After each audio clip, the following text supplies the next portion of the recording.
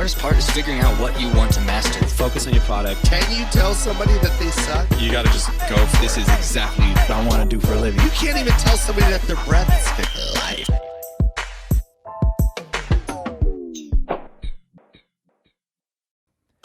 Obviously, just like all podcasts, I try to be more conversational, so just if anything comes up, like any questions, obviously you can curse, just be super lazy about it. You know what I mean? People tend to like the episodes more when they get to know the guest. Those are always the ones that do the best. So don't feel too formal or anything like that. Got it. And then if you need to go to the bathroom, do anything, we'll just edit it. All right, cool. How's the mic over here? Just bring it towards you a little. Yeah, just swivel it as close as you can get it. Cool. Yeah, that should be fine. Are we recording? All right, we can jump right into it. Give it a little test. Test. Yeah, What's going on? Okay, so first and foremost, thank you for making this happen. Yeah, no, you're welcome. Last minute booking, last minute booking. Our boy Kevion, played the middleman here, but I'm super excited to do this. I mean, you're definitely I don't know, I guess you hit everyone's radar, I think, in this culture. I mean, even when you walk in here, you obviously know Nate. Yeah. So Nate, the one of my other guys saw you walking out to the bathroom and was like, is that the shoe surgeon? What he's doing here? But we also don't really have, I've never met you or anything like that. Yeah. So it's really cool to connect and sort of get that story on here. I'm excited about it. Yeah, no, thank you. I think it's a normal thing. It's, people see the work and they don't really see the person behind it or the story behind it. So, thanks for having me. Yeah. And I think it sounds like you do a pretty good job, and looks like on your Instagram and stuff, of people feel a connection to you, which is good. Whatever you're doing in that aspect, even if it's just from being in all the pictures, or I see that you've done quite a bit of press and stuff like that, but people, it's rare, and I've had some pretty big guests on this show. It's rare that somebody walks in and people from the office come up to me yo, what's that person doing? You know what I mean? That's pretty dope. Yeah, no, thanks, man. Yeah. I think it's just building a true story of, where I came from and where I'm at today, and painting that picture through Instagram. Yeah. How important is Instagram and social media to you? For me, it's what started the business. Yeah. And it's what kickstarted not just my business, but I think other artists. It's a platform for artists to show their work, whether it be shoes or paintings or whatever it is. And for me, if it wasn't for Instagram, at the time, which was 8 years ago or something, something like that. I put a pair of Python Jordans on there, and it's then everyone started doing it, and it became an industry, because before then it was just known as fake shoes, or don't mess up my Jordans. Yeah, it's interesting because I think that really I noticed, I just kind of started in clothing 10 years ago, and I noticed that when Instagram blew up, it did so much for our world, because it was a platform based around pictures. Yep. Where Twitter did good, it was helpful, but it's based around words, and then hopefully somebody clicks the link, and it just doesn't go as viral as something can on Instagram. I just feel the entire streetwear explosion that's now really transferred into what's going on with Virgil and Louis Vuitton and all of that stuff kind of came from streetwear exploding on social media, I think. Yeah, I think it's a good way to show behind the scenes, or even be able to see clothing or a brand from your phone, so you don't have to be going to a store. You don't have to go to Fashion Week. Yeah. You can, that's just the way I think everything's headed, is virtual, and being able to just see anything from your phone. But I mean, you brought up a good point about, how it just kickstarted, I think, all of those. And for me, Twitter, I guess I'm a man of very few words. Yeah. So people, I mean, it's hard to get me to say things usually, unless I'm being interviewed or something. But even from the earliest day, age 16, I wore these custom Jordans, or I wore a pair of Jordans, and I had response by not saying anything. It was just, it wasn't, it was just me of what I was wearing. And I think that translates to Instagram. It's just, you're not really saying anything. Yeah, you're right. You're right. Now, you know what else I think is and tell me what you think about this, but it also sort of revealed what people were actually wearing and like who they were getting it from and who was really responsible. Like it felt like pre-social media, like, you know, some of the athletes, let's say that you work with, might have a deal with a certain brand, and so they're obligated to show a certain thing. And you know, maybe your customs aren't going to make it into like the Nike campaign on all the billboards, and so even though they're wearing that like in their own time, people don't really know that. And now it's like exposing what people are really wearing, what they genuinely fuck with, and like it really gave a platform to people like you that are really making like noise in that area. Now people can go directly to you, fans can follow you, and like see really what you're working on. Yeah, I mean, even from the early days of Instagram, like posting a photo and then hoping like someone would email me. Yeah. And I mean, it's changed now where it's, you know, we've made Hoping it more people of stop emailing you. Yeah. Well, now we have a team and infrastructure to be able to handle that, where it's not just me and my wife doing everything. And yeah, like before, I mean, it was a long road to get to where I'm at today. And I just remember like posting, you know, making the shoe, you know, either finding a friend that could take a dope photo or like taking a dope iPhone shot back when it was iPhone, I don't know what. Yeah. And then hoping that you would get emails to like help, you know, make sales. That's how it started. Yeah. I'm so curious about like how these worlds sort of like combined, you know, how you became this unique sort of person. Like first of all, where did you grow up at? So I grew up in Santa Rosa, California, which is an hour north of San Francisco. Got it. Napa, it's close to Napa, wine country. So it's a little slower up there. Yep. And what about, do you have brothers or sisters? Yeah, I have one older brother, two younger brothers. Got it. And what's it like growing up in an area like that? Like, is it super slow? Like, you're just riding bikes around town? Like, what do you do? I mean, what was this? I was born in '86. Yep. Same. So what was going on? It was a little slower. I mean, we had malls and it was right when like internet started. Yep.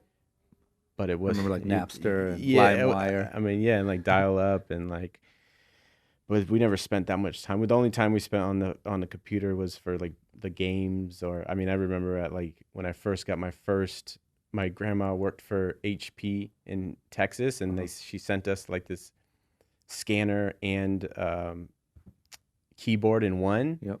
And at a very young age, I'm just trying to create, and I was scanning in tickets. So if you go to like a fun center and you win tickets, yep, you can put them back in at the time, and you get a big ticket printed with all the amounts. So I used to copy those, counterfeit them. Did it work? Yeah, I did good. quite a bit. That's so good.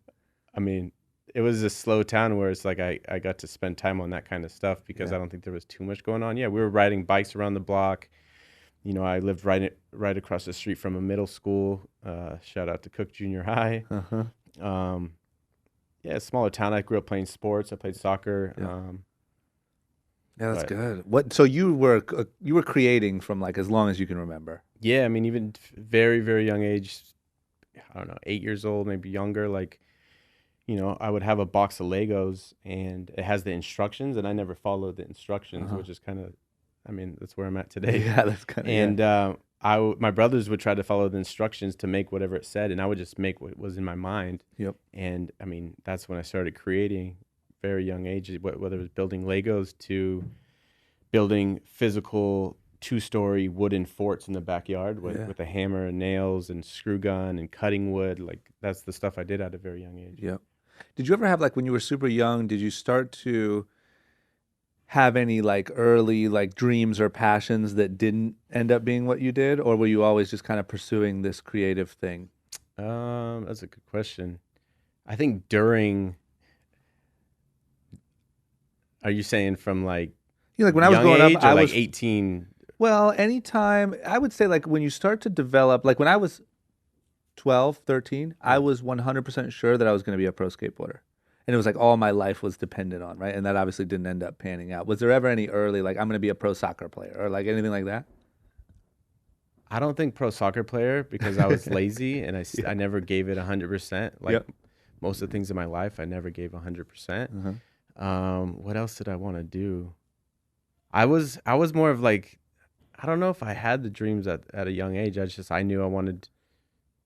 I guess I knew I didn't want to follow what everyone else was doing. Yeah, yeah, yeah. And then what? Let me ask you too. Like, how was your school? Like, how did you do in school? If I wasn't a ladies' man, I wouldn't have graduated. Yeah, really. I at the early age of third grade, Uh-huh. I started cheating in math. Uh-huh. So that affects me now because numbers, and I don't know. There's more things to it, but numbers are just Yeah. hard for me, or they've been a challenge. It's something that I'm working on, refining. But Yep. school was okay. I didn't do too great. I was able to schmooze the teachers and have a lot of friends that I could copy off of, I guess, and get by. But I guess I was more of a smooth talker just to get by. Yeah, that's good. I was that like- skill comes in handy. I was like making people tickets to, leave the campus in exchange to like, get the homework. Yeah. So Yeah, that yeah, was you're a my creative hustler. way. Yeah. What okay, and then what led you to getting into shoes? Because I read in one of these articles that like you went to 3 different cobblers to try to just learn how to, that's an interesting like early passion. What led you to actually going and saying, I need to figure out how to repair shoes? And I mean, so it goes back to my freshman year of high school. I mean, I told you a little bit from the early ages of just creating in general, but in high school, I had an older brother. He was a jock. He played all the sports, so he was cool. He was friends with a bunch of dudes in high school, and it was like my freshman year going into high school. I mean, you know what that's like, being a little scared, not sure.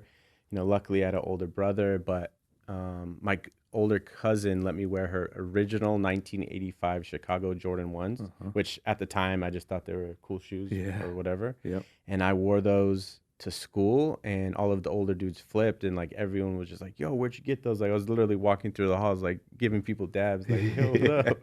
And then I was just like, okay, I didn't have to say one word. I was always shy and quiet, so I was like, I can walk and just just be track, cool without even So then I started working at like a sports store, and we got a hookup to get Jordans early. So, and that was special for me because it's like I like having things that no one else had. Yeah. And then How did that work out? Like, how'd you get Jordans early?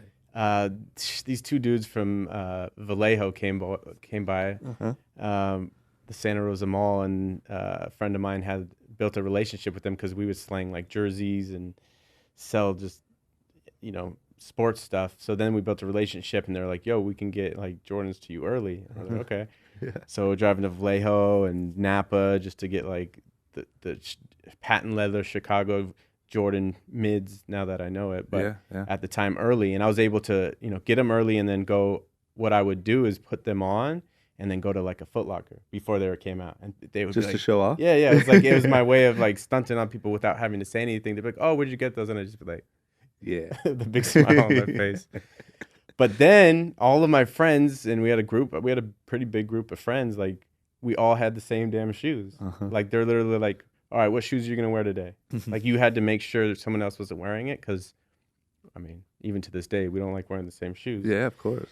So I had to do something. And at the time I was just still artistic in high school, and I was always just doing things with my hands, like creating, and I was doing a screen print class that I hated. But I was always, working with paint and stuff. And I went to I would always spend time at like a Michael's or a Joann's, was just an arts and crafts store. And I went inside, picked up an airbrush, found some model paint, for like car models. Yeah. And went into my room that I remodeled a few times. I didn't tell you about that. At a young age, I was literally I would change my room once a month. Like change it how? I Like would- repaint and everything? Yeah. I don't know. I'm lucky I got away with what I did, but my parents opened a restaurant freshman year of high school, which that's where they went. Like their time went into a restaurant. The restaurant closed at 3 a.m, so I rarely saw my parents. Yeah. So I was remodeling it, painting. Like I remember this one where I actually built the window shutters out of like fence boards. It looked like I painted sponge painted the walls. It looked like I was in a beach, and I had these shutters that opened. I mean, I built this all by myself too, so it's pretty crazy. But that's at what age? Freshman, you said? this was high school, early age of high school. And your parents didn't care, like they didn't.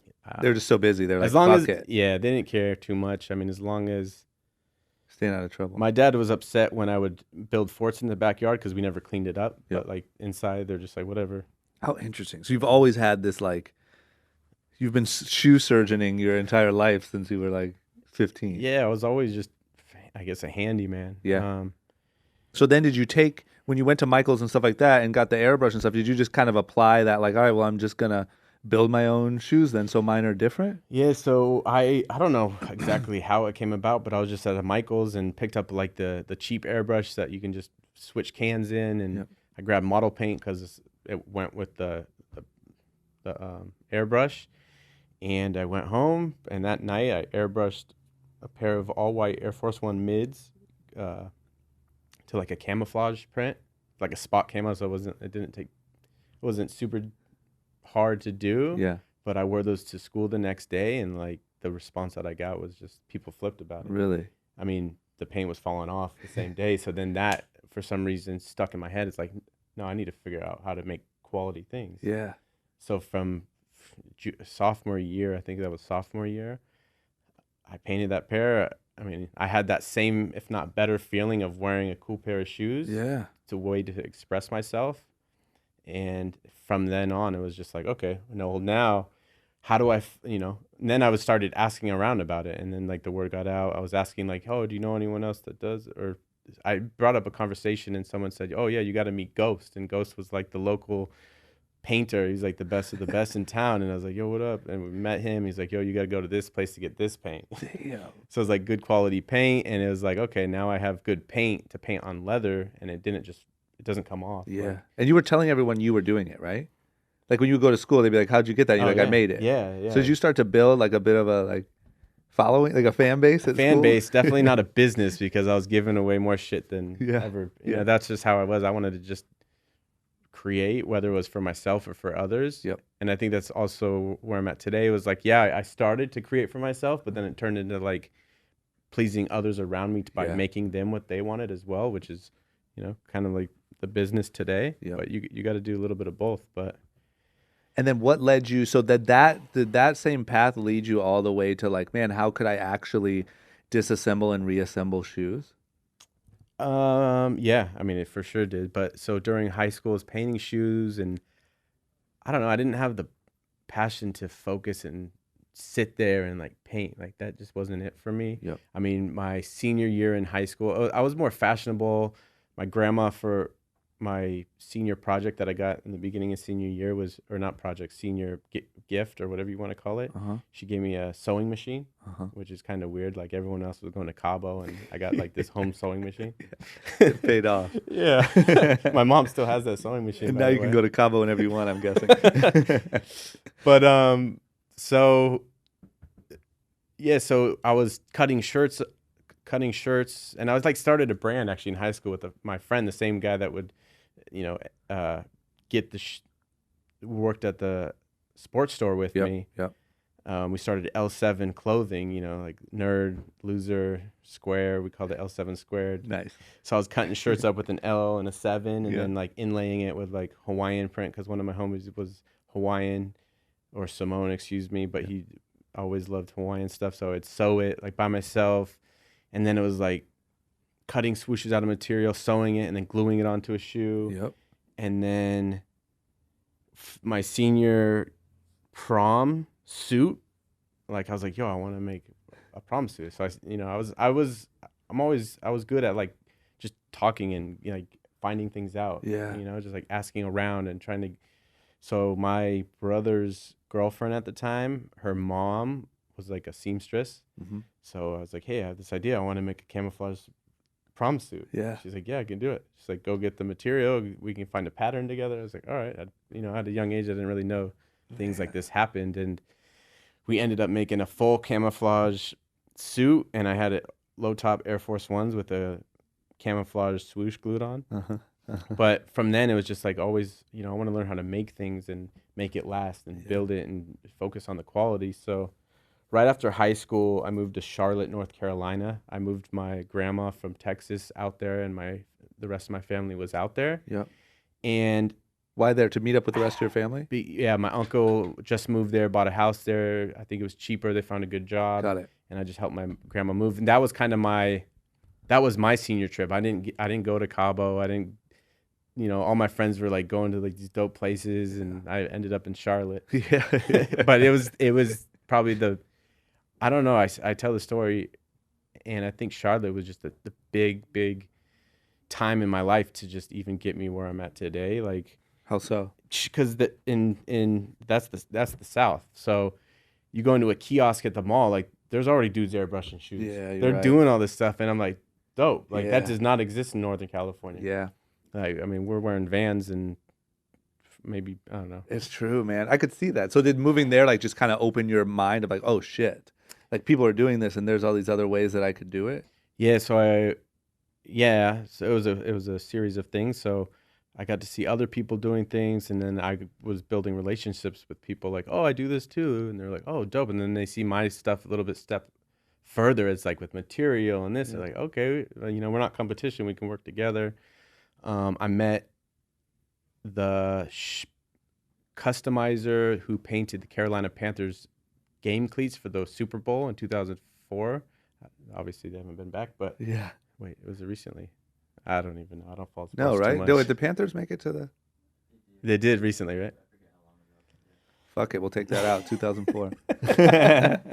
But so met him, and just he was already doing some stuff. He had the kiosk in the mall. He had bigger ambitions, and that was when Mesquine, I'm sure you know Mesquine, the painting the T-shirts, and it was just more accepted out there, I would say. Yeah. And Air Force Ones they were known as Uptowns. Yep. So it was just like, I mean, I was this white wannabe surfer kid. I had long, like flipped up hair, a labrae piercing. I had SoCal tattooed on my arm. What a combination. You're such a like interesting combo of humans. You know what I mean? Oh, it was hilarious, It's man. so good. And then, but after like a few months living in Charlotte, then I had a grill, You did? Yeah. Did you still have the surfer hair? Yeah. So you had like SoCal arm, man. surfer hair, grill. And then I'd get cubic zirconian like bracelets. Yeah, you I've been know? there. big fake diamond earrings. that's a must. Oh man, but I had like I got a hilarious story actually. So I was working at like a No Fear in the mall out there, and No Fear was licensed to just a private company out there. Yep. And I was working in the mall, and I had the fake diamond earrings, the diamond bracelet. I'm gonna call it diamond. Yeah, of course. And the grill in, and while I'm working, I had a tall, long tee that said SoCal. I had my SoCal tattoo. I probably had a backwards hat at the time. Yep. And some girl came in. She's like, "Damn, you're like the song Icy." Because that's when the song Icy with The Jeezy song? Yep. Yeah, love that song. Oh, it's just like, oh fuck. That was like an anthem during my high school.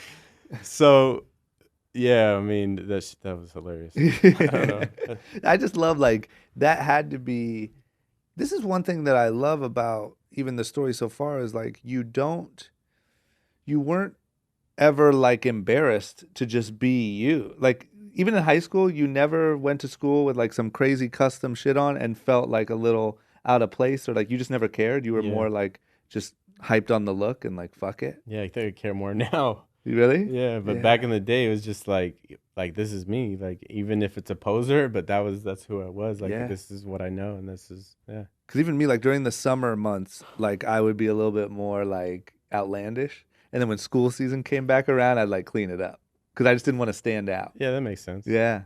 So then how did that then lead you to that next step? I'm still fascinated by that cobbler story. Yeah. So in Charlotte, I also learned more about fashion a little bit further. Like this girl I was talking to at the time took me to like a Diesel store. Was it Diesel? No, Energy. Remember the brand Energy? Sure do.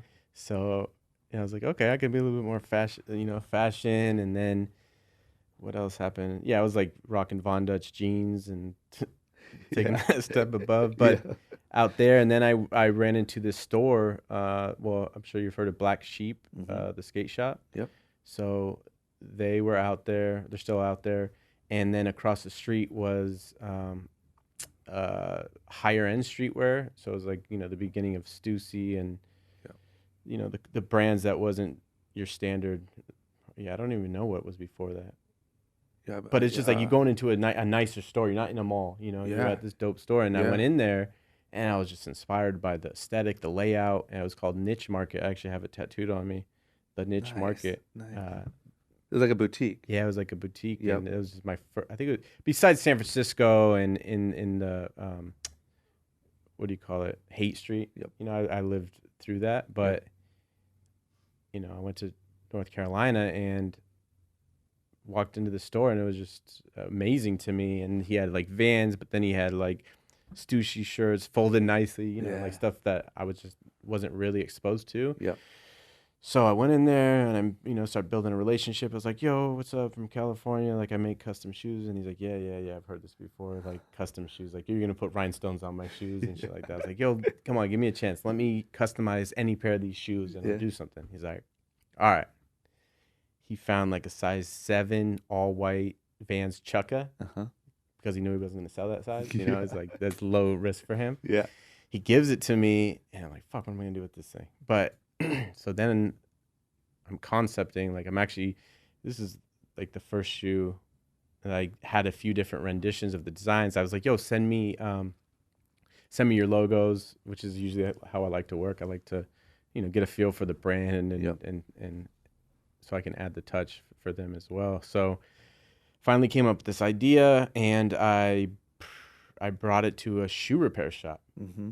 And I don't know why at the time, but I was like, I had a shoe, I had lasered leather, cut out of leather, and I brought it to them. I was like, hey, can you sew this on top of here, or can you figure this out? And they're like, oh yeah, we can do that. And I was like, wait, what do you mean? They're like, yeah, we can sew that there. Just tell me where you want it. And I was like, okay. I was like, can you do this? They're like, yeah. I was like, okay. So I wanted stitching on the toe or something. Yeah. And they're like, I was like, okay, well, when can I pick it up? So we come back next week. I was like, okay. Shit. So this is opened up like a whole new world. Yeah, and it's funny because I remember it was an older gentleman and his daughter was the one sewing on the patcher. Yep. So after I got the shoe back, I was just like, damn, like this is possible. Like anything is possible. Like, I can figure this shit out on my own. And what did the guy think of the shoe? Yeah, I brought the shoe back to the store and he was like, damn, like this hasn't, like I've never seen anything like this yet. Really? And it was fairly simple, but it was like good details and like it wasn't just paint and it wasn't rhinestones on shoes. So he was like pretty impressed. And then I started building like a bigger, I guess, fan base in Charlotte and just started to become like a customizer. And this was actually, go back a little bit, that's at the time of being in Charlotte, you're closer to the states being on the East Coast. Yep. California. Yep. You drive through cities. So over there, I was able to like, oh, what do you want to do this week? Oh, let's drive to New York City. Yeah. I mean, it's 9 hours or whatever it was, but it's like we're gonna go through tons of different states. Yeah. So it's like a whole different world. Yeah. So we drove up there. I mean, long story short, that's when we came up with the name. It was me and my homie at the time. It was a DJ. We were doing like, he was a pretty good DJ. I wanted to do music and be a DJ, but anyways, I had him come out and we drove up there and we came up with the name Shoe Surgeons because I wanted an alter ego or an alias. It wasn't necessarily a brand. Yep. Or I didn't even know like it was a brand, but it was just like, what do you call yourself? Yeah, yeah. And it came up with Shoe Surgeons and it was money sign and a Z. You know? Of course. I mean, come on. That's an obvious. So that actually was lasered on the tag for that shoe. And after that, we just started going around the malls and like meeting other people. And like, they're like, oh, do my shoes. And it was like, all right, $100, which cost me more to make them, But that's what I was going to ask is like, what did the business look like? Like you would just walk around, because this is before social media and all that stuff. So you would just walk around with your own stuff on and people would come up to you and you'd be like, oh, I can do one for... Yeah, I think I was my billboard, or me and my homie, we were the billboards. We would wear stuff, or I don't know if this is exactly true, but I'm pretty sure we would like wear it and then, kind of scope out the people that we would think would be interested as well. And then you just do custom one-offs for people, but not making much of a profit. No, I mean, yeah, the whole time I was there, I mean, maybe I sold 3 pairs worth, maybe $100, maybe $150, maybe 300 on one. Yep. But it was just like, even at that time, like I wrote down when I was working at that No Fear store, I had a notebook, and I would bring it every day and just like write my dreams in this book. Like, I want a laser machine, I want an embroidery machine, like all the stuff that I have now. Yeah. Came to fruition by, I feel like, writing it down. Yeah. Do you do any of that now? What do I do now? No, now I have a task list to make sure I get shit done. It's so true. But no, I need to take a step back and like get back to that part. I mean, it's now hard it's like to keep that up. it's like mood boards, and I mean, you know, it's like it's a different scale. But I think, I mean, I always have stuff in my notes, and it's different. There is something different about writing something down than like writing it in your notes on your phone. Yeah, it really is. I don't know why that is, but it is. And it's just funny to me, like how doing a bunch of these interviews, like I hear that a lot, like that people did that almost accidentally, like accidentally did like this visualization process when they were younger. And then naturally, as we all get older and actually like these things start coming true, you're so busy, you don't do it anymore, you know? And it's like trying to visualize what's the next level, Right. and how do you get those? So yeah, after doing those shoes in North Carolina, I moved back to Northern California. Got it. So I was only there for a year. Why'd you go back? I got in a little bit of trouble, Nice. and it was just time for me to go back home. Yeah. Go back home. Yeah. But went back, and then I started searching out shoe repair shops. And the first shoe repair shop, I was like, hey, I just, you know, I was so interested because I saw what happened in North Carolina at this little shop, that I was just going out. And the first guy I went to was just like, I said, hey, I want to learn about your machines. Like, I want to, you know, learn this and that. And he's like, I was 19. He's like, fuck you, get out of here.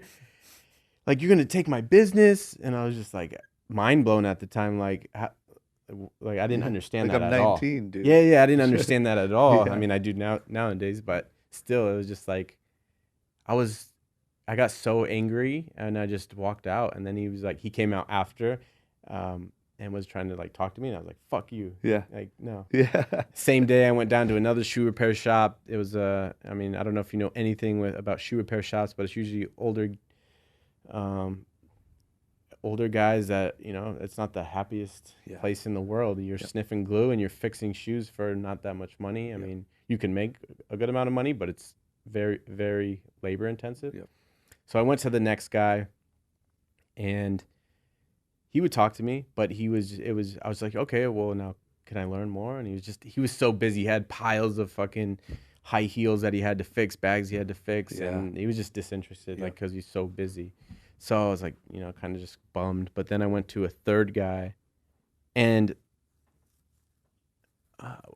it's just funny because now it's like, I never took no for an answer. Like, I guess that's where I'm at today, is like, don't ever give up. Yeah. But I went to the third guy, and it was like the same thing. Hey, I want to learn more about the machines. Like, you know, could you help me out? And he was receptive. He was an older Italian guy, which I'm Italian too. And he was just like, I don't know. I think he liked to talk. Yeah. He just needed a friend. But you know, he's like, yeah, this is this machine that can do this, and it was just a machine that would sew on top of a shoe. And then I was like, dope, like, you know. And at the time, my parents just sold their house, so my parents had a little bit of money, and my dad was like, you know, tell me what you need to make this a business. He's like, write a business plan. And I was like, I don't fucking know what to write a business plan. Yeah. So I Googled it and like had a basic thing. And what'd you do? Did you just make up shit? Like, were you just like, I think that if I could sell this no, and that. so that's the only thing I didn't add was like the numbers behind it. I had I had the idea. I had like who was gonna buy it, but I never had how much I was gonna sell. Got any of that shit. Good. Because I was just gonna say, like, how did you come up with projections? Like, you know what I mean? Yeah, I didn't. Yeah. Great. So, but it was funny because I was working on this business plan at the same time. And I don't know why I like to tell this story, but it's like during that time I was 21, and I ran into Guy Fieri in I was on my 21st birthday. I ran into Guy Fieri in it was a bar, something Shamrock, and it was. Anyways, I was like, "Oh man, nice to meet you," because that's when he was really starting his What was he then? career. Was he on TV? He won that show that Got it. made him, that was the start of his career. Gotcha. And we're from the same hometown. And I was like, yo, like, would you mind looking at my business plan? Like, yeah, here's my email it to me. So I emailed it to him. He's like, yo, this is pretty good. Like, this is cool. I mean, you don't have numbers in there, but I was like, okay. And he was like helpful and like saying like, how can this be a business? Yeah. Just through email. And So Guy Fieri helped you create your business plan. kind of, yeah. So I showed it to my dad, and my dad, the machine was like $3,500, which now those machines are like $5,000-$6,000. Yep. But anyways, I went to the third shoe repair guy, and I said, hey, I want to buy this machine. Can you help me? So he got on call with one of the places that he bought his machines, and he like helped me get the machine. But then I was just like, cool, I have a machine. Like, I'm gonna get a machine, but I want to learn. Yeah. Like, he was putting boot soles on fixing Red Wing boots, fixing high heels.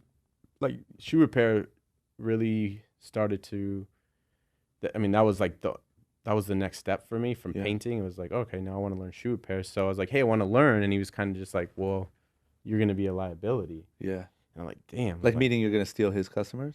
No, no liability. Like, California, you could sue him for yeah. being behind the counter. I'm not on his payroll. Got it. That like kind just of a straight up liability. Yeah. So I was like, damn. But then what I did, I went back the next day and watched from the other side of the counter and started just saying, hey, I want to clean in exchange just to watch. Yeah. Like, that's all I want, just to watch. Man, you're relentless. Do you think that was just driven by like just your straight up passion for figuring this shit out? Yeah, because my vision in my head was it never existed, so I was headed towards this never-ending thing, and I think that's what attracted me to it. Because I could have been screen printing T-shirts in high school. I had an internship in high school to screen print T-shirts, but it just didn't hit that switch. Yeah, I didn't like it. So custom shoes did not exist. Yep. So I think there was just something about that I get that. did it. So went back, and then eventually he saw I was serious, and he started saying, hey, come back. And then I was like, started cleaning. Whenever I've had a job or worked for anyone, it's like I give it 100%, and I go above and beyond just to make sure that the job gets done, and it's mutually beneficial. Yeah. And then did you? Because you never worked on like actually just repairing regular old shoes, did you? Like to make ends meet or anything like that? He never paid me. Luckily I was able to do odd jobs, and I worked at a gym on the side. But for him, he didn't ever pay me. Yep. But I was fixing like repairs for him. I fell in love with that machine that he helped me buy, and I was using his just to like fix purses, because that was fun. I was able to fix something in like 2 minutes, and it was like I found the passion in just sewing it perfectly on a patch, and that just but I never did that for like to make money. Got it. Then did you have that machine just at your house? The machine was back at the time my parents' garage. Yep. No, it wasn't in my parents' garage yet. It was like I had my own apartment, and it was up in my room, and I don't think I touched it for like I think a year. Why? Because you were on his all the time? What was going on at the time? I was partying a lot, so really? my focus was like, doing the club thing and being young and dumb and drinking. I used to drink a lot. I used to party pretty hard. Got it. So I was always scared of the machine. But then, but I actually got the machine, I think way after. No, I was working for him before I got the machine. So I was working the other way around. I had the machine before I started working for him. Yep. So then, I was just scared of it. Like, I didn't want to fuck it up. But then I was working on it in my apartment, where I would just take a pair of Vans skate highs and just practice. And, I was sewing. I remember one of my first pairs of Vans skate highs. I put like a patent leather, a zebra swoosh, and a blue patent leather. And it was just like, just practicing. Yeah. Yep. And was there ever a moment when like you Like, was there sort of this moment where you buckled down and started using the machine, or like everything kind of switched over and all of a sudden you just got it, or like was there that sort of breakthrough moment or not really? Well, the breakthrough was then I started working for, not like getting paid from him, but I was like, because I wasn't getting work done because I was focused on partying too at the time. Yep. So there was no focus, and it's always been a challenge for me is to stay focused. But Yep. I would go in there and then I would actually get work done. So then I became more confident with the machine through learning from fixing things through him. And then I got back to my machine where it's like, okay, I can use this on my own. Got it. And then started making dope concepts. And I mean, then I was also part of the party scene in like San Francisco. So I was meeting all like the promoters, DJs. Yeah, So, yeah. I was able to like, talk to those guys. And I went to Vegas, like partying with those guys, making custom shoes for different celebrities and DJs at the time out Got it. there. So that was like a slow growth. Yeah, Just I mean, meeting this more was people and, like- 21 to 24. Got it. That's what life looked like. Just partying, trying to hustle the shoes, Yeah. get better at the machine. Yeah. And then at that point, like by 24, did you actually start to make money doing it, or was it still? Yeah, no, I had a breakthrough where I reached out to. How did it first happen?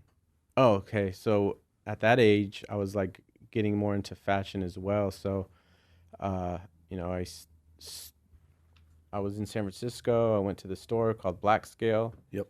And that nothing existed like that at the time. I was just like blown away. Like this is like a fashion brand that's streetwear. You Yeah, know? And I was yeah. just like, I went into the store and I was just impressed. But then he had a collaboration with Android Home. Yep. And the shoe was super dope. No, I mean, I don't think that's exactly how it happened, but I seen something on the blog about this shoe, like the visuals that Megan did of this collaboration. And I had to see it, and then I had to buy it, and then I found out about Android Home at the time, and then, so I was 24. Then I reached out to Javier Laval, who's the founder, head designer for the brand, and I was blown away just that design existed. Yeah. Like a whole nother world. yeah, that's like a whole nother thing, fashion and design. And I was Yeah. like, damn. So reached out to him on Facebook, and because I used to add everyone, and just like going out to somewhere and asking if they can, if I could learn shoe repair. Is the same thing on the internet. Like I would add anyone if, just wanted to meet people Yeah. and, network. Yeah. And I added him and then started talking through Facebook. And one time he reached out to me and he said, hey, I want to, can you do some pair of shoes for the VMAs? And I'm like, sure. Yeah. Yeah. And I made a pair. He wanted me to customize one of his pairs in all pink for will.i.am for the VMAs years ago. Yeah. So, I mean, of course, I procrastinated, got him done the night before. I don't think I slept that night. Drove straight down to LA, which is 7 hours. Yeah.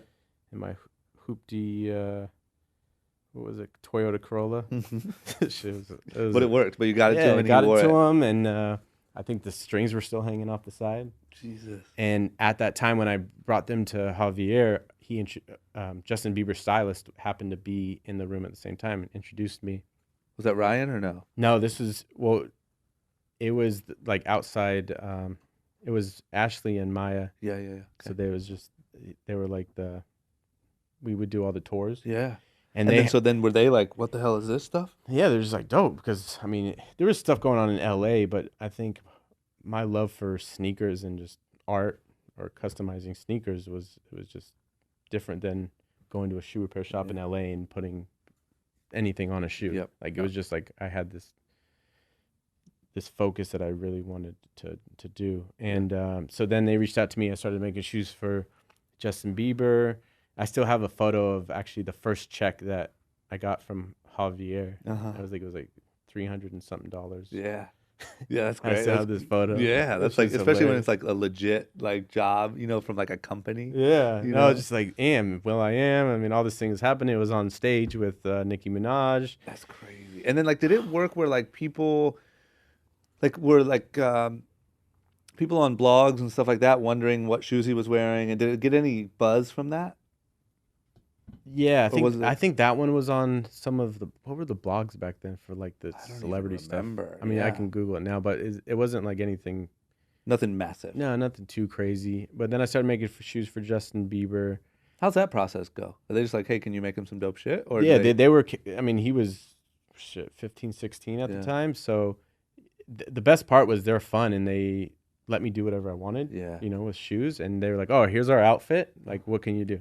And I'd come up with some ideas That's and sick. just do it. And I didn't even have to show them mock-ups. It was just like, "All right, do what you want." Yeah. And I was like, "All right." That's so good. So, you know, I was started doing that. Well, I mean, it wasn't making too much money, but it was making money. I mean, one time at the same time or right after Bieber, like I got hit up by Law and Order SVU. I made a pair of like custom sneakers just for an episode Yeah. that Heavy D, RIP, wore in the episode. And that was all just from word of mouth. Yeah, and- that's all word of mouth. That's so good.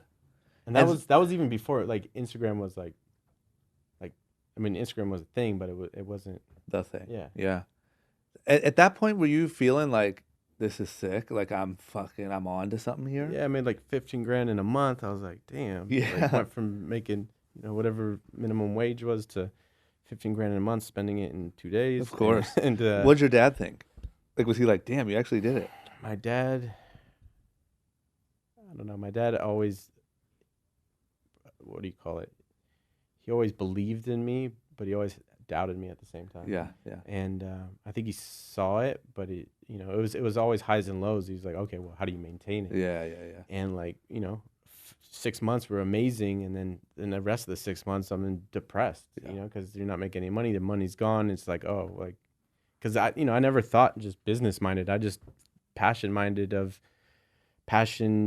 artist minded. Like I just wanted to build dope shit, and like I wanted to do something that didn't exist. I mean, I still had this idea in my head. It was like, I want to fucking build this crazy company and make $1 million, which isn't nothing anymore. Yeah. Or isn't anything. So now it's a few billion, but Yeah, of course. That's on but the it's new like vision board. I always had that dream. Is like I want to build something, and I want to provide for my family and make this bigger than just me. Yep. And then at what point, like, did it then turn into this shit's blowing up, I got to move to LA? Is that how it went or no? So during that time, I was doing everything alone. I started doing stuff for Supra at the time because Justin Bieber was wearing Supra. Yep. I met Supra through the stylist. So I would reach out to Joy Claire, who was the head of marketing, I believe her role was. Yep. And this is when I created the first Python Jordan. Yep. So I was just like, hey, I want to make you a gift. I think she actually got top or the hottest female in the sneaker industry. Oh, yeah, I back remember then. that. Yeah. I remember She was that. I think she was number one. I think she was, but if And I was not, like- she was high up there. Yeah, and I was like, damn, I met her before. Like, I've talked to her. And it was just Yeah. like, that was also how I got inspiration. Like, you see something on a blog. It was probably Complex. Yeah.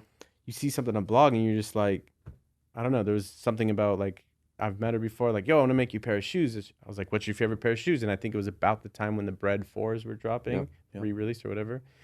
And I just happened to have Black Python that I had in my studio. And this is, now I'm in my parents' garage because I couldn't pay rent anymore. Yeah. Yeah. So made her a pair, put it That's on. where that whole design came from? Was Yeah, just that was as it. a gift to her? Yeah. That's crazy. Because that's one of the most popular ones, That's what started the whole industry, I would say. really. I mean, after me putting out there, another customizer did it for another person, and it just like before that, it was just known as fakes or like, nah, we don't fuck with custom Jordans. Yeah. And then it was like, there's other customizers like me that then we would like want to outdo each other. Yeah. Then it was like, oh, I can make a doper shoe, and then it was like, no, I can make a better quality shoe. Yep. And then it was like, the focus went from, for me at first, it was like, I was wearing Vans, Mhm. and I was like taking Vans and like making original designs. Yep. One thing I didn't tell you, when I did go to LA that one time to deliver the shoes for Android Ohm, I built a relationship with a friend who got me into H. Lorenzo at the time, Yep. which is a very, very high-end store. Yep.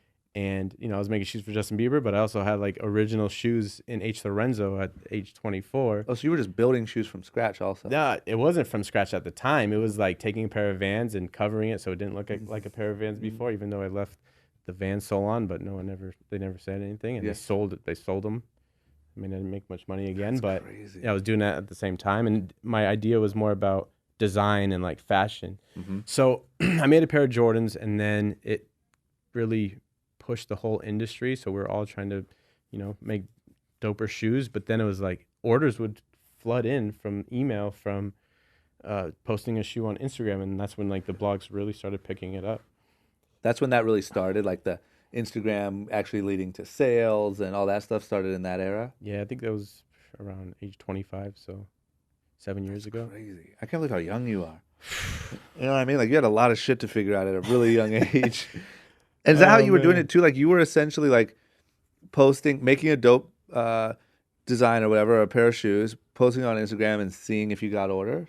Yeah. That's sick. That's exactly how it happened. So then it was like, okay, well, how do I take a better quality photo? You know what I mean? And then it's like all these things are coming into play. Like, all right, well, now you have to email the customer back.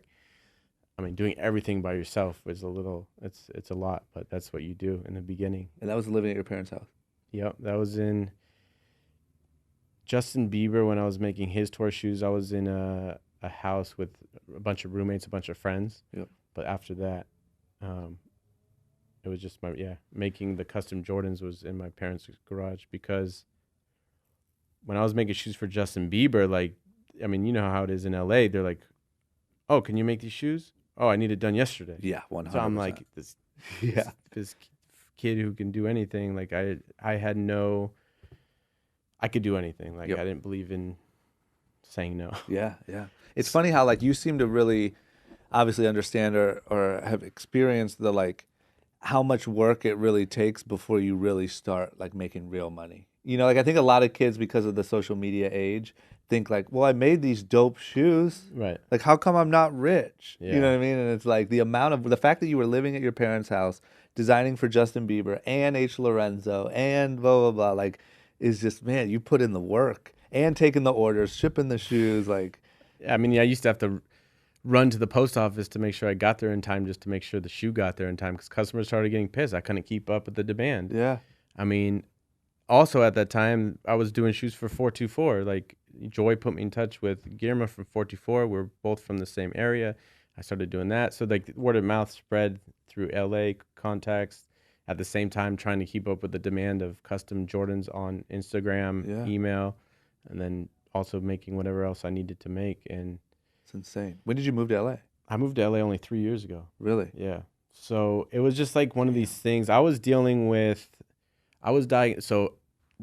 during the time of making or trying to do 10 pairs of custom shoes for Justin Bieber in like a weekend, maybe a week, I think they wanted. I was like, yeah, I can do it. Yeah. And I went crazy. I ended up jumping out of a window, straight through glass, landing on the ground, thought I was dead, and I ended up in the hospital, and then they diagnosed me bipolar.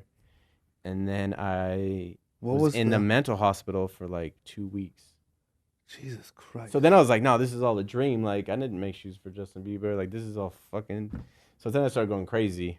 And do you think that was from overwork? I think it was from partying too much and overwork and like living in a state of stress that, we need to teach even the youth today. Like, you don't need to live in a state of stress. Do you remember what like when you jumped out the window, was it like to kill yourself or just... No, it wasn't to kill myself, but it was to get out of this psychotic state. Yep. I think. Yeah. It was crazy because I was in the house with roommates, and my girlfriend was there. And I like went around her, literally head first out of a glass window, shattered it right through. Second story. Did a flip or a somersault onto my back on the concrete, and I just, next thing you know, I'm there trying to get picked up by the paramedics, and I'm just like, I'm dead. Like, I thought I was dead, Yeah. And it was intense. And then the next 2 weeks, then I went to a regular hospital, and they're like, I don't know what's going on with you.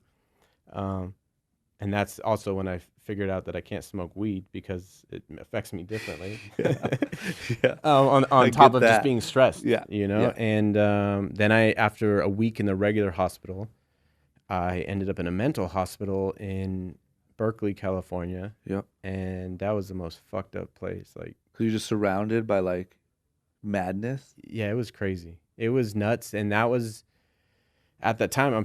You're going through this mental thing where you're just kind of crazy. You don't know reality, but you're also trying to get back to like this normal, good level. Good levels in your brain. They started giving me medication, lithium, Klonopin, like all this stuff to like level you out. Yeah. And Does it just make you like a zombie? yeah, it made me a zombie, and it made me didn't make me feel good anymore. Yeah. So mental hospital is a whole nother story, but that shit was crazy. And can I ask you, just because I know Yeah. people are gonna like, this is such a important thing. Like, did you essentially, like, you learned from talking to them, from talking about what you were going through, whatever, that it was just all those things. It was too much stress, partying, all that stuff combined.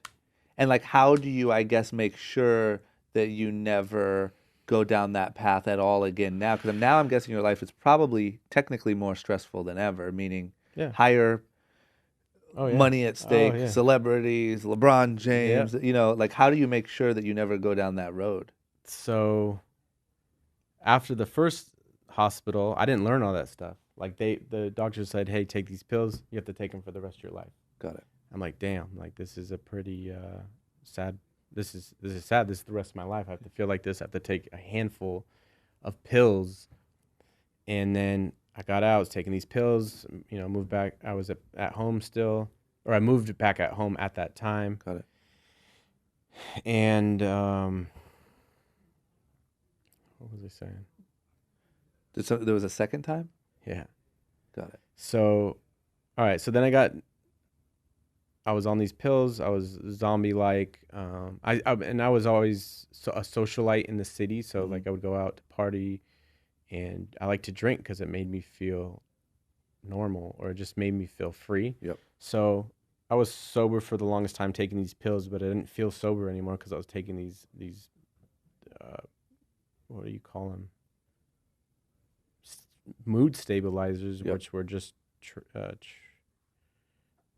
tranquilizers. Mm-hmm. Like it's there just to like numb you and not really feel alive. So after that, I started drinking again and going out and partying, still taking these pills, just because I didn't want to feel like that anymore. And then I don't know if it was 6 months or a year, it happened again.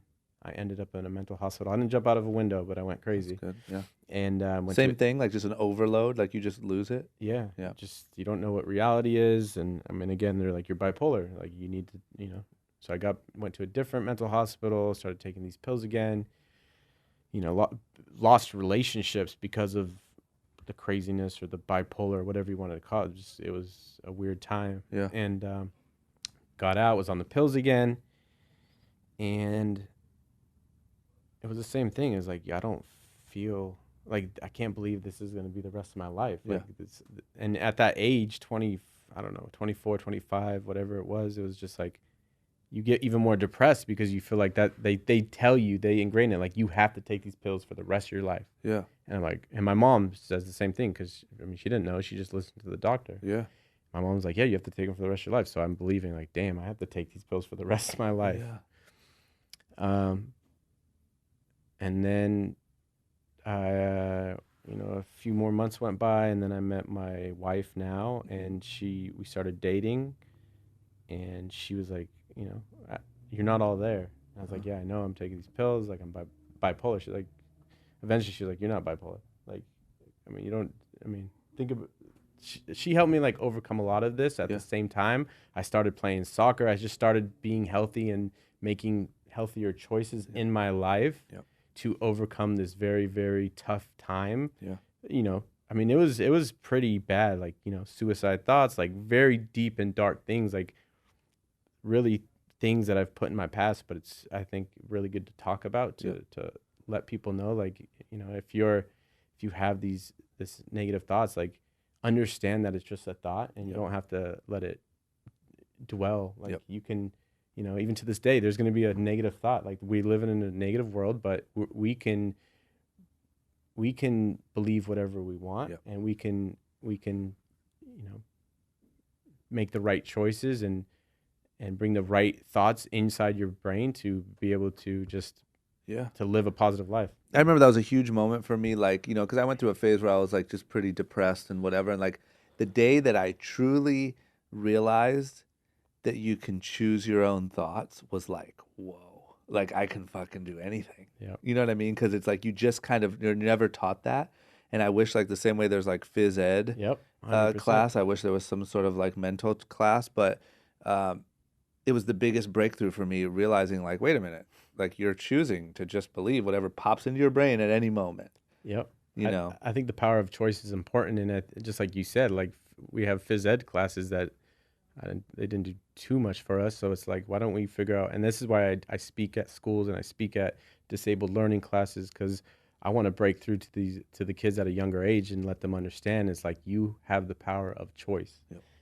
And parents don't teach you that because they didn't know that. Like they don't know how to teach you that. So it's crazy. But I do think it's making like I think meditation is becoming super cool. Like I think it looks like it's making a run, which is super good. Because I know that for myself personally, it was a huge breakthrough. So did this girlfriend, your wife, did she just simply believed in you and was like, yo, let's make this better? And like, I mean, is that really what it was? Like she wasn't a doctor or anything. She wasn't a doctor. She was an artist just like me. But we fell in love with each other, and we had this, crazy amount of love for one another that we just wanted both of us to live a better life. And she was working at a Trader Joe's, started at 5 a.m, getting off at 1.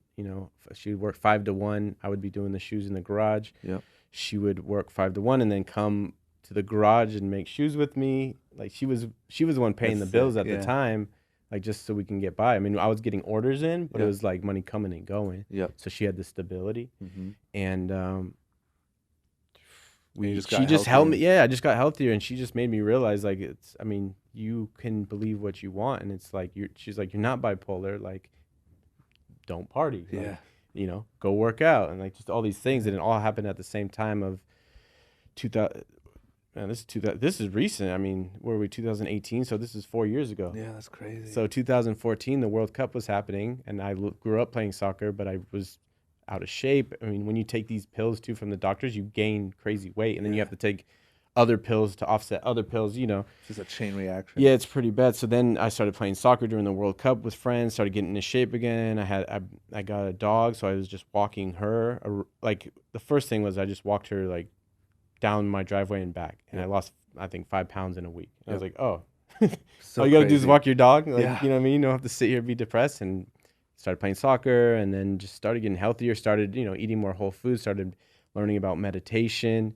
I did Tai Chi. I was looking for anything to get me away from this thing. And then me and her got married just so I can get on her insurance at the time, because she was like, you got to get off these pills. But then I was also having this, what do you call it, Medi-Cal pay for the medication because I believed that I had to take them. So then we got married just so I can get on her insurance. But then a month later they canceled her insurance. So there went that. And I was like, I don't like signing up for Medi-Cal to get pills. Like, I mean, it was too much work for me.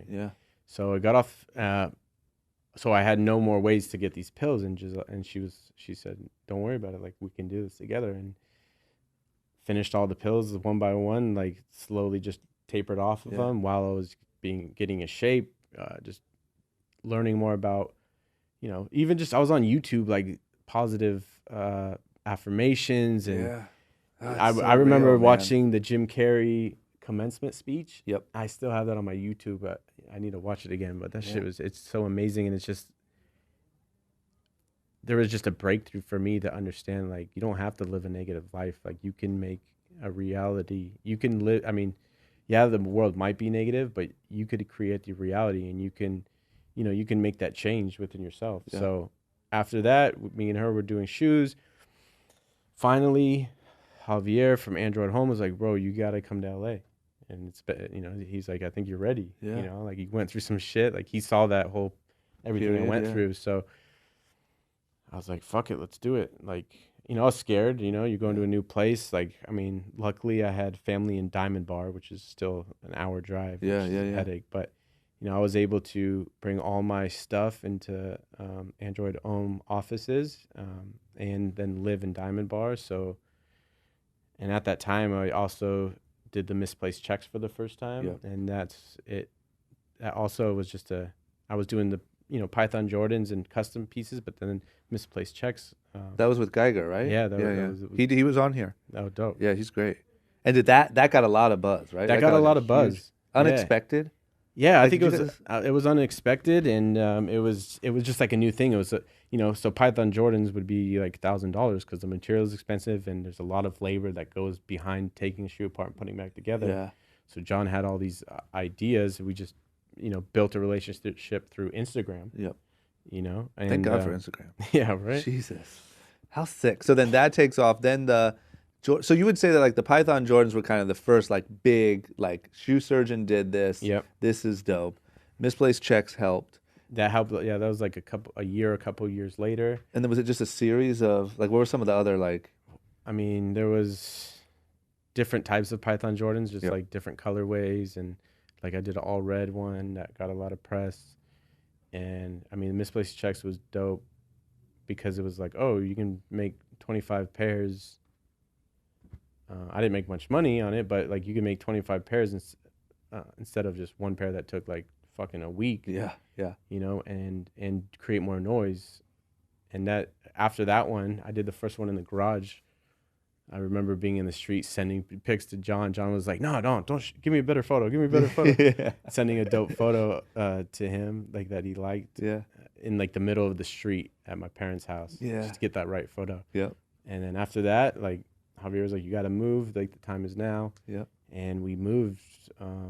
Me, my wife, my '97 white 4Runner, our dog, Italian Mastiff, and we, with the very little money at the time, because we still weren't, it wasn't consistent. Yeah. We moved to LA. The first year was just fucking stressful, like barely paying rent, not really making money. I was doing a lot of stuff with John at the time. Yep. But you can only do so much stuff at once. I still wasn't able to keep up with demand because so many people wanted custom shoes, but I also figured out like I wasn't charging enough. Yeah, So then you're not, I mean, if you can't make money, then you can't live. Yeah. you Yeah. know? Yeah. And did you also say like that there was a time when you got sick of making the Python Jordans? And, Yeah. like, it kind of bummed you out. Oh yeah. Yeah. That's just because everyone just wanted the same thing. Yeah. And as an artist is like, I like to make one thing and then move on. And Yeah. I'm like, I'm better than that.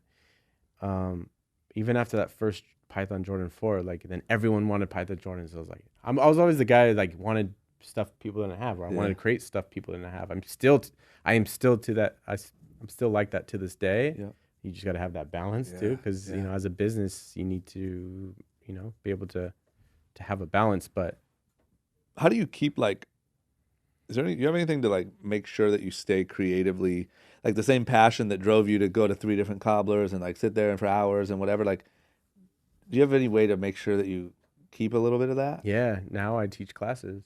Got it, and that gives it to you. Yeah, and I keep other creatives around me. Yeah. It's like And with the classes, you have like your own school. yeah. right? So I'm doing schools and like giving back because the first guy didn't want to teach me. Like that's he's so cursed me good. away. Yeah. So it's like I did my first class, I don't know, probably 2 years ago. Mhm. And I was scared, like, well, why do you want to give your secrets away? Like, you don't know any of these people and they're taking a class. You're giving them the tools to, be a competitor in the business. And, you're just scared at a young age. And I did it, and it was very stressful because I taught it by myself. And at that time I said, bring whatever shoe you want. So every person had a different shoe. And I'm trying to teach the same thing to people with different shoes. People understand like every shoe is different. Yeah. Did that, and then I took a step back, and I was like, damn, these dudes are really passionate about something that I wasn't just taught. Like this is the 15 years of my life that I had to go through to learn this on my own. Yep. And that's where I'm at today. Like I love teaching, and I love the shoe surgeon is bigger than just me. It's about building other creatives as their own artists, and if they have a vision, we can help bring it to life. Like, I mean, I want to. Shoe surgeon is like going to be like the Google of. I mean, it would be. I don't know how to. It doesn't exist. It hasn't existed. So I'm doing something that has never existed. So. And like, what is that? It's kind of what you're getting at, but like, what does that look like? If you could say, like, if you could kind of picture a moment, hypothetical moment where you're kind of sitting back. Let's say you're like 80 years old, and you're like, I fucking did it.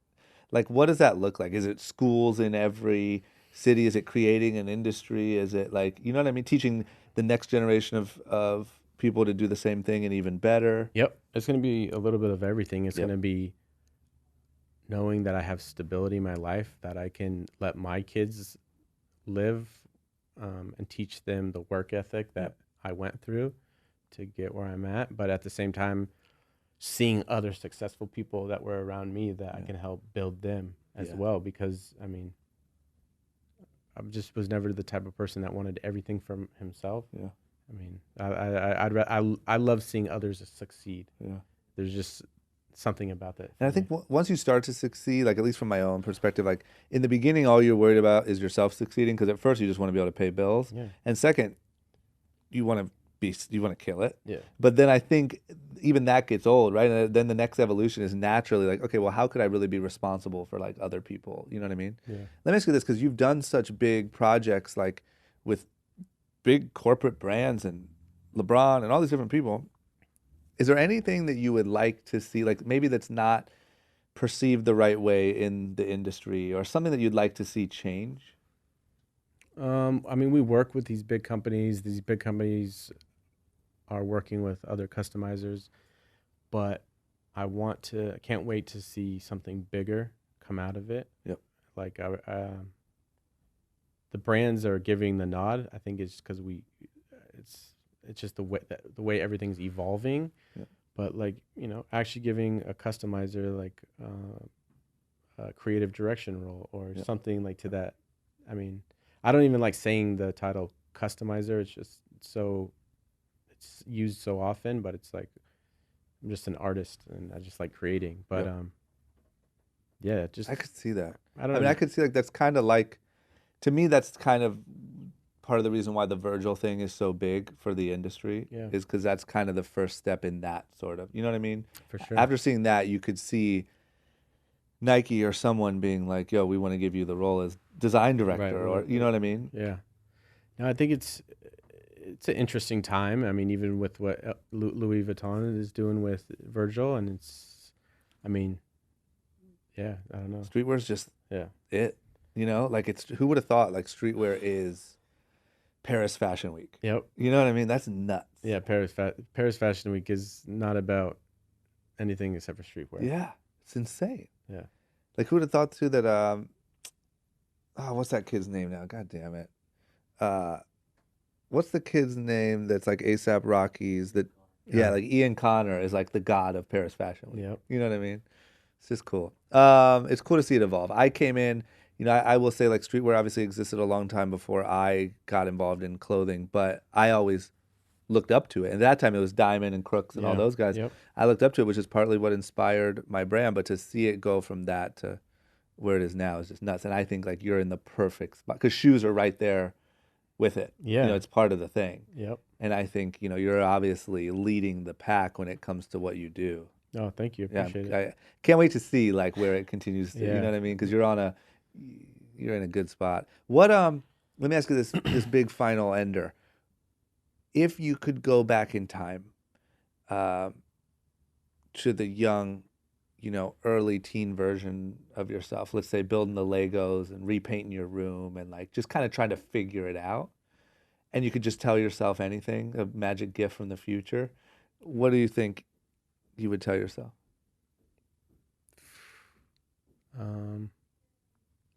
It would be focus, Mm-hmm.